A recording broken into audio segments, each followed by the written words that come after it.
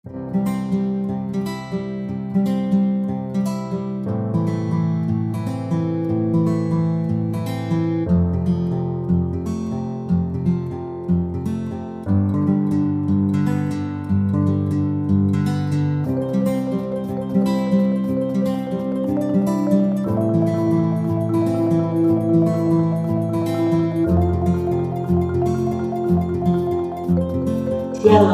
apa kabar semuanya para pemirsa di seluruh kawasan Nusantara?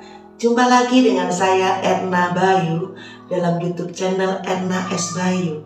Jangan lupa saudaraku, like, komen, subscribe, dan share.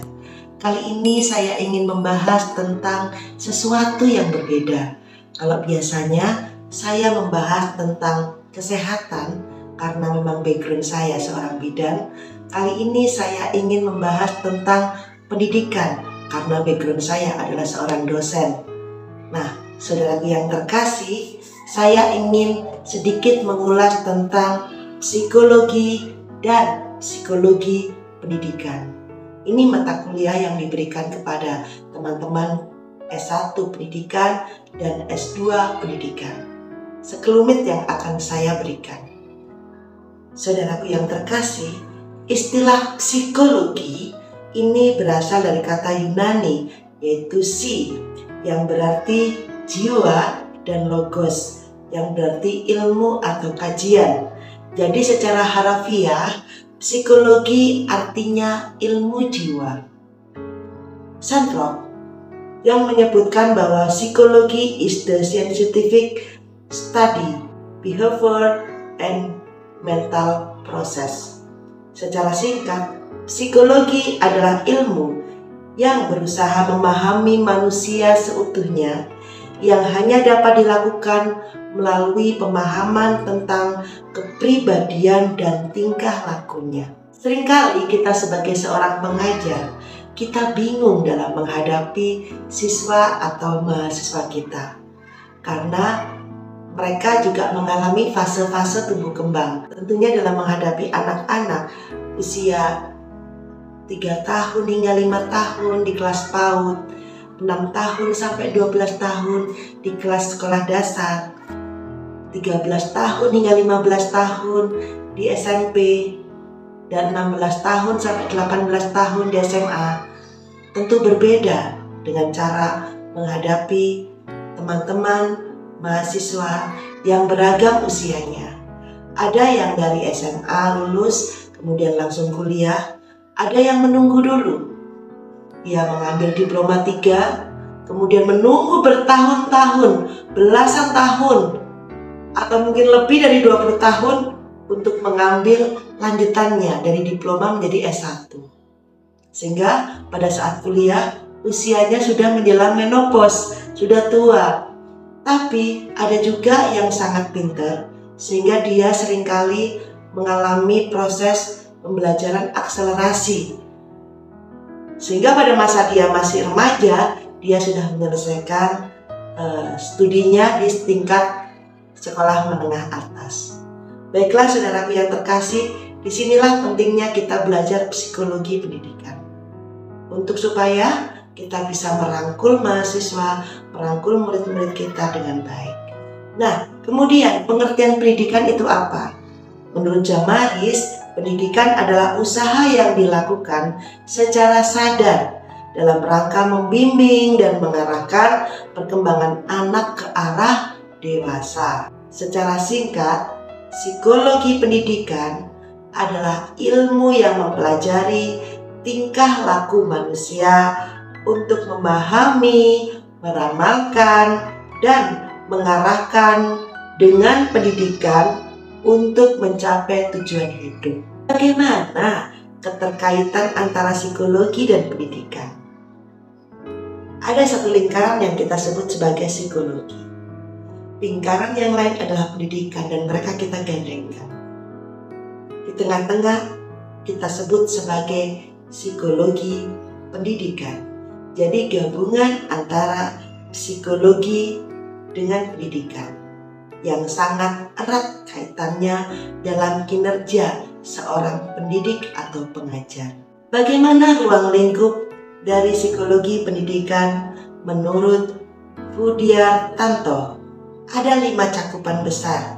Yang pertama adalah tinjauan mengenai pertumbuhan dan perkembangan anak. Yang kedua, dasar potensi dari siswa itu sendiri. Yang ketiga adalah proses dan teori belajar. Yang keempat, evaluasi potensi dan hasil belajar. Yang kelima adalah membina kesehatan mental dan fisik siswa. Saya akan kupas satu persatu. Tinjauan mengenai pertumbuhan dan perkembangan anak. Sebagai seorang pendidik, kita harus paham tentang pertumbuhan anak. Kalau kita ngomong tumbuh, itu ke atas ya, pertumbuhan fisik. Kalau kita ngomong perkembangan, itu kita ngomong tentang intelektual, kebiasaan secara motorik dan secara sensorik. Nah, kalau kita ngomong masalah pertumbuhan dan perkembangan, berarti selain dia bertumbuh secara fisik, dia juga berkembang secara mental, secara kecerdasan. Kemudian yang kedua, bagaimana dasar dan potensi siswa? Dasar dan potensi siswa harus kita gali sejak dini. Kenapa? Karena tidak semua siswa itu meminati semua mata pelajaran yang kita berikan. Mungkin dia berminat pada seni, karena yang berkembang otak kanan. Mungkin dia berminat pada ilmu hitung-hitungan atau ilmu pasti, karena yang berkembang otak kiri. Atau dia bisa menguasai semuanya. Atau dia tidak tertarik dengan ilmu apapun yang diberikan oleh guru. Maka dari itu seorang guru atau seorang pendidik harus bisa menemukan potensi siswa. Misalkan dia hanya tertarik pada olahraga, dia hanya tertarik pada seni, dia hanya tertarik kepada hal-hal yang lain yang sifatnya sosial. Kita harus menggalinya dan memupuknya semaksimal mungkin. Kemudian proses dan teori belajar. Di dalam proses belajar mengajar itu kita tidak boleh meninggalkan teknologi, media, kemudian alat-alat yang mendukung, cara kita mengajar, dan perlengkapan-perlengkapan yang ada di dalam kelas. Dan teori-teorinya harus kita pahami dengan baik. Bagaimana cara mengajar yang baik? Itu seorang guru harus menguasai teorinya. Berikutnya, evaluasi potensi dan hasil belajar. Kita harus ingat bahwa nilai yang baik itu tidak menjamin kesuksesan di kemudian hari. Justru disinilah kita harus mempertimbangkan nilai potensi masing-masing siswa. Evaluasi potensi dan hasil belajar, di mana seorang guru tidak hanya mengacu pada nilai pretest post-test, juga harus mengacu pada nilai potensi dari masing-masing siswa, sehingga kita bisa menilai dengan akurat. Nah, kemudian membina kesehatan mental dan fisik siswa.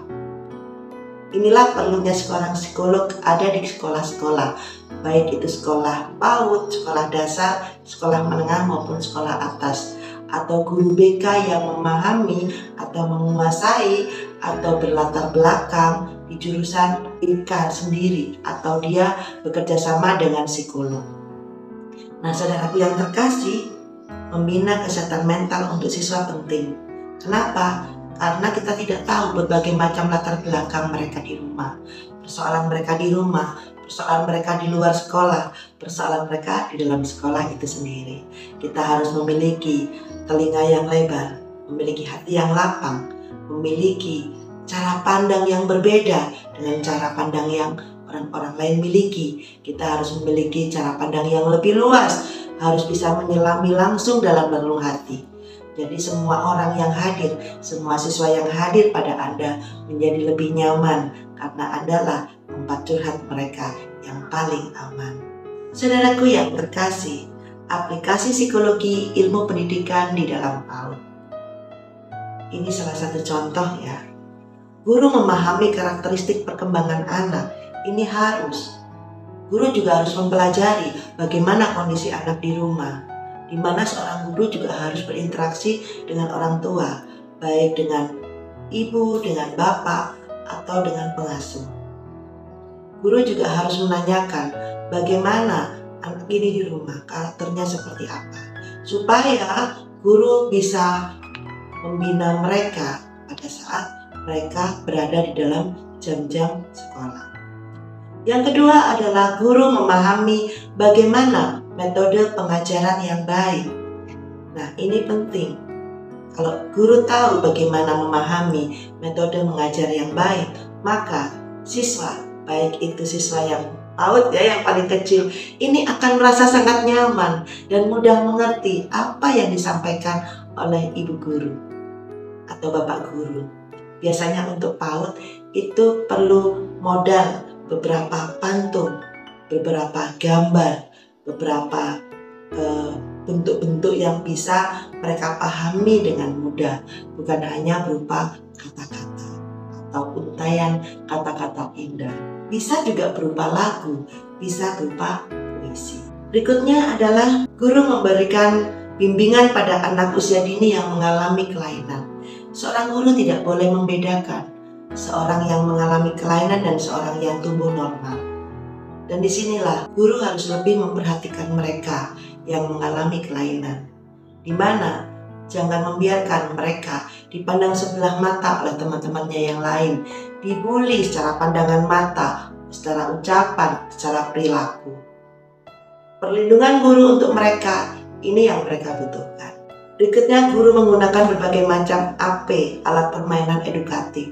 Tadi sempat saya berbicara tentang metode pengajaran yang baik.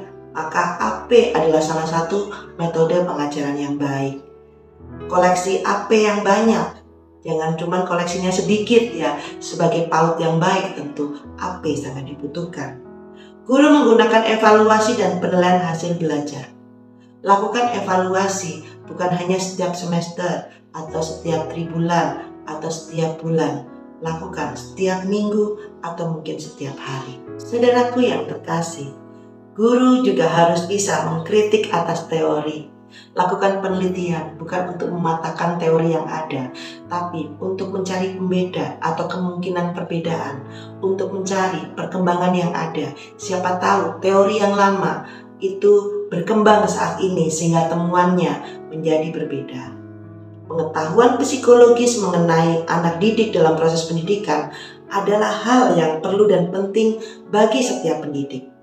Sehingga seharusnya adalah kebutuhan setiap pendidik untuk memiliki pengetahuan tentang psikologi pendidikan. Mengingat setiap orang pada suatu saat tentu melakukan perbuatan mendidik, maka pada hakikatnya psikologi pendidikan adalah sesuatu yang wajib diketahui oleh para guru dan wajib dipahami lebih detail lagi. Kesimpulannya, psikologi dan psikologi pendidikan merupakan dua hal yang sangat berkaitan. Psikologi pendidikan merupakan cabang atau turunan dari makna psikologi secara umum. Dan ruang lingkup psikologi pendidikan hanya terbatas pada aspek-aspek yang berkaitan dengan pendidikan. Sekian, terima kasih dari saya. Tuhan berkati.